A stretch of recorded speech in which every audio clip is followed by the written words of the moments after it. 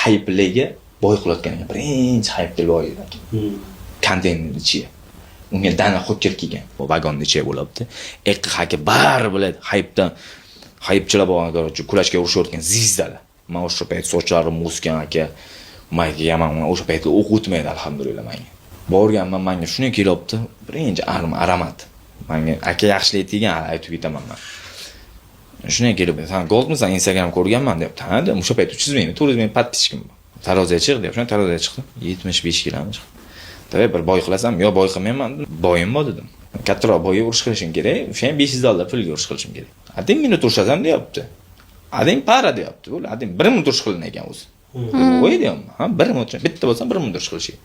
Yo'qop deyman yo. Kulachgaman. Odamlar yig'ildi, ko'rgan bo'lsangiz. 100 ta odam urushgan bo'lsa, "Mana-man" degan zivizlar turibdi aka. Dana Hokker shunday mikrofonni olishni gapirdi. Shunday jangimizga shunday mikrofonni qo'ydi, o'sha paytda uxlatib qo'ydim bala.